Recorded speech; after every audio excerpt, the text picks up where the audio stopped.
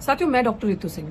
बहरहाल हम लोगों को सोशल मीडिया पे बहुत पहले ही जुड़ जाना चाहिए था, लेकिन खैर वक्त ने जब इजाजत दी, आप सबके सामने चुनावी माहौल के बाद चुनावी नतीजे, 4 जून को आपने उसका प्रमाण देखा और इसके सामने एक बहुत बड़ी साजिश जो खुल के नजर आई। मैं नहीं जानती कि आप उस साजिश को देख पाए या नहीं देख पाए, मैं नहीं जानती कि आप वो चालाकी पकड़ पाए या नहीं पकड़ पाए, लेकिन हम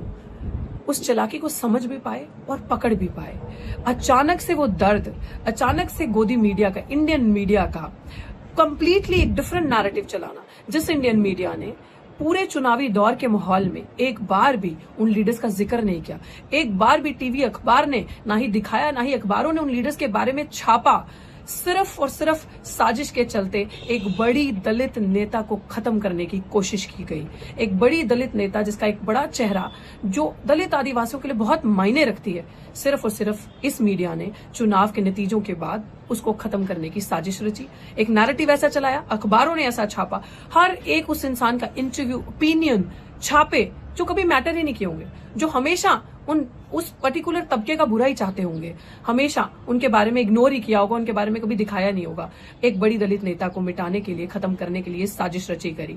गई। और मेरा ये मानना है, और तमाम वो लोग जिनके बीच में आज ये बात रख रही हूँ, तमाम वो लोग जो दलित, आदिवासी, पिछड़ा समाज, माइनॉरिटीज, मुस्लिम्स, क्रिश्चियन, दलित, बौद्ध, ये एक जो बहुसंख्यक तबका बनता है, मैं इनके बारे बीच में ये बात रख रही हूँ। मुझे लगता है आप मेरी बात को काफी हद तक समझोगे। मैं ये बात का एहसास दिलाना आपको क्यों जरूरी है कि इंडियन मीडिया और इंडियन पॉलिटिक्स खास करके अगर मैं बात करूं तो एक दलित बहुजन राजनीति के बिना अधूरी है, और एक दलित लीडर के बिना, ट्रू लीडरशिप के बिना इंडियन पॉलिटिक्स कभी सर्वाइव ही नहीं कर सकती और कभी चल ही नहीं सकती, जो उनकी सही, उनके हकों की बात करता हो। और इंडियन मीडिया ने आपको क्या दिखाया? अपने दिल पे हाथ रखिए और पूछिए अपने आप से कि इंडियन मीडिया ने पिछले 3 महीनों से जब से ये चुनावी माहौल बना है, सिर्फ आपको 2 चेहरे दिखाए और 2 विकल्प दिखाए, नरेंद्र मोदी वर्सेस राहुल गांधी। सिर्फ ये 2 चीजें करके दिखाई। कभी इन्होंने बात ही नहीं की बहन कुमारी मायावती जी की, कभी इन्होंने बहुजन समाज पार्टी की बात ही नहीं करी। और मुझे एक बात आप बताएं, मैं उस समाज से, उन लोगों से ये चीज पूछना चाहती हूँ जो आज ब्लेम गेम खेल रहे हैं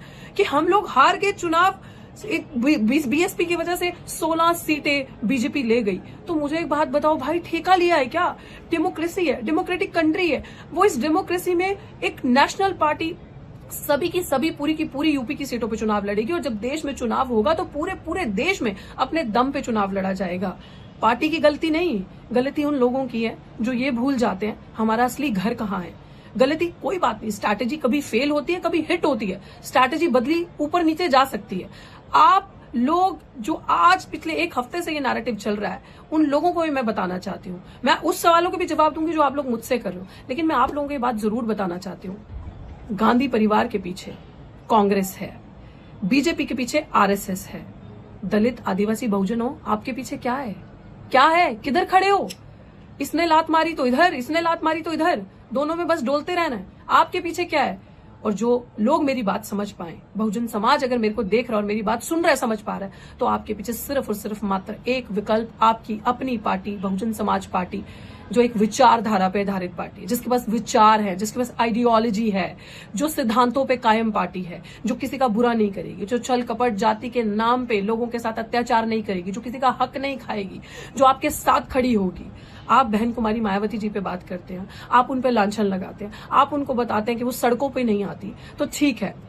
आप आज मुझे बताएं कि दिल्ली विश्वविद्यालय से मैं पढ़ी हूं, दिल्ली विश्वविद्यालय में मैंने आंदोलन किया, डॉक्टर रितु ने, दिल्ली विश्वविद्यालय में तमाम टीचरों को डिस्प्लेस किया गया, हटाया गया। तो आप मुझे इस चीज पे बता दें कि कहां ये जो गठबंधन, ये जो इंडिया अलायंस अभी बना है, कितने धरने किए उन्होंने, कितने सड़कों पे उतरा ये इंडियन अलायंस, कितना ये जो गठबंधन बना है, कितना जो टीचर्स डिस्प्लेस, जिनकी थाली से निवाले छीने गए, उनके लिए आके सड़कों पे बैठ के धरना की और मांग करी न्याय की और बोला कि इनको वापस प्लेसमेंट दी जाए, वापस इनको लिया जाए जॉब्स पे, इनका डिस्प्लेसमेंट गलत है, हम इनके लिए धरना करेंगे। क्या आम आदमी पार्टी, क्या कांग्रेस, क्या अन्य अलायंस का जो पार्ट बने हैं, समाजवादी पार्टी या और पार्टीज ने कितने धरने आपके लिए किए, कितने सड़कों पे आपके लिए तमाम लड़ाइयां लड़ी, या 229 दिन का धरना जो आपकी बेटी डॉक्टर रितु करके आई, उसके लिए कितना साथ दिया और कितना बैठे। बहुत आसान होता है कि जब आपका कोई लीडर बैठा है ऊंची पदवी पे, क्योंकि वो दलित समाज से, क्योंकि उन्होंने सब सहा है और वो महिला है, बहुत ईजी होता है पानी उस तरफ गिरना जहां ढलान है, लांछन लगाना, ये बहुत आसान है ये काम करना। लेकिन आप याद करें वो दौर, और डॉक्टर रितु से आप ये पूछते हैं कि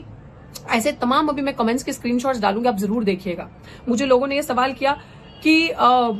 लीडर तो आप बहुत अच्छी हैं, बहुत अच्छा काम किया आपने, बहुत अच्छा डिसीजन लिया पॉलिटिक्स करने का और पॉलिटिक्स ज्वाइन करने का और चुनाव लड़ने का, लेकिन पार्टी बहुत गलत चूज करी। मतलब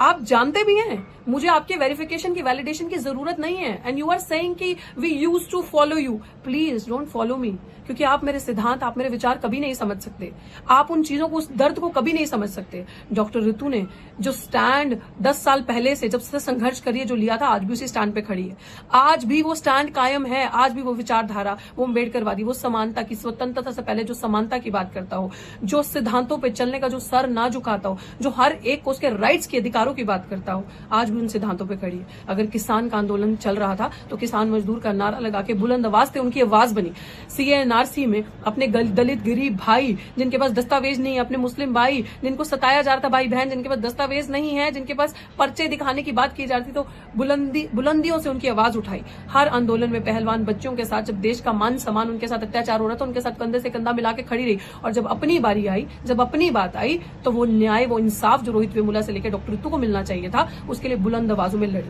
अपना आंदोलन करते करते ये एहसास हुआ कि इतनी पावर, इतनी ताकत हम लोगों में, हमारे समाज में है कि हम एक हो सकते हैं, लेकिन सिर्फ और सिर्फ कमी है तो कलम की ताकत की, क्योंकि कलम की ताकत उनके पास है, इसलिए क्रिमिनल अभी तक कुर्सी पे कार्यरत है, अभी तक वो कुर्सी पे प्रिंसिपल बनी बैठी है, और वो इसी संघ के प्रिंसिपल है जिस संघ के झंडे डंडे दरियां आप बिछाते हैं, इसी संघ की वजह से, इसी आरएसएस की वजह से वो प्रिंसिपल वहां पे बैठी है। तो आप बात करते हैं इस समानता की, आप बात करते हैं उन पार्टीज की, आप बात करते हैं इन सारी चीजों की कि ये आपके साथ फेयर एंड जस्ट ट्रीटमेंट करेंगे, तो डॉक्टर ऋतु सिंह को ये डिसीजन लेना पड़ा कि चुनाव लड़ना है और उस विचारधारा को ऊपर उठाना है मान्यवर साहब कांशीराम जी की। और दूसरी बात कि डॉक्टर ऋतु सिंह ने चंडीगढ़ से चुनाव क्यों लड़ा, डॉक्टर ऋतु सिंह ने बीएसपी की सीट से चंडीगढ़ से चुनाव क्यों लड़ा, तो मैं आपको आज आप लोगों के सवालों के जवाब दे दूं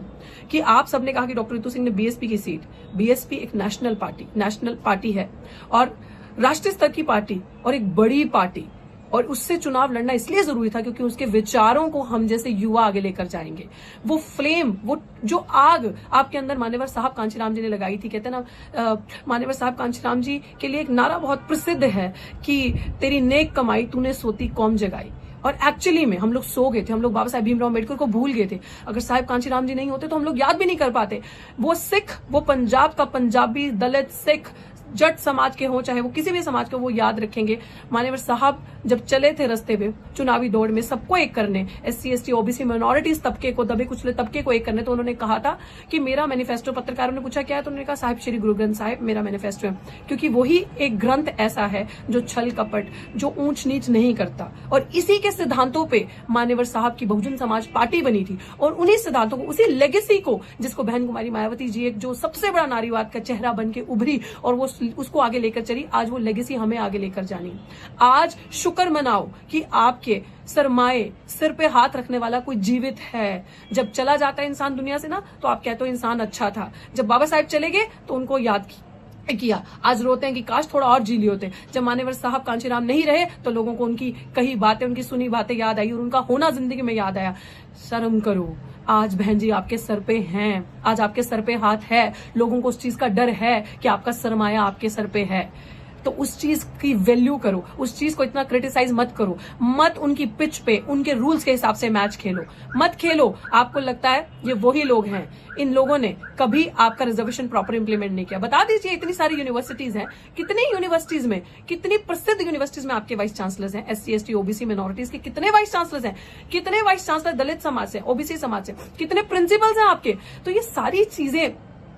क्यों, मतलब I would want to believe Congress with all due respect कि वो दलित हितैषी है, I would want to believe कि समाजवादी पार्टी दलित बहुजन हितैषी है, I would want to believe कि जो बड़ी बड़ी बाबा साहेब के फोटोज, पुतले बड़े बड़े लगाने वाले आम आदमी पार्टी ये बाबा साहेब के अनुयायियों की बात करेगी। विश्वास करना चाहती हूँ, लेकिन their action speaks louder than the words, literally, कि उनकी जो करनी है, कार्यशैली है उसमें दूर दूर तक कहीं नजर नहीं आता। हमें दफ्तरों के ऊपर अंदर अंबेडकर की पुस्तकें, अंबेडकर की बड़ी बड़ी तस्वीरें नहीं चाहिए। हमें उन दफ्तरों की कुर्सियों पर अंबेडकर के अनुयायी चाहिए, वो लोग चाहिए जिनके हाथों से उनके महापुरुषों ने कलम पकड़ाई थी, आज उनके हाथों से आपने कलम छीनकर उनके हाथों में दोबारा आपने झाड़ू पकड़ा दिया। और मैं सच बताऊं, हम लोग जो एक्टिविस्ट हैं, हम लोगों की वजह से आज मजबूरी बन गई इन लोगों को दलित, आदिवासी और अंबेडकर के बारे में बात करने की, बहुजन समाज के बारे में, जातिगत जनगणना के बारे में बात करने की इनकी मजबूरी बन गई। हम लोगों ने वो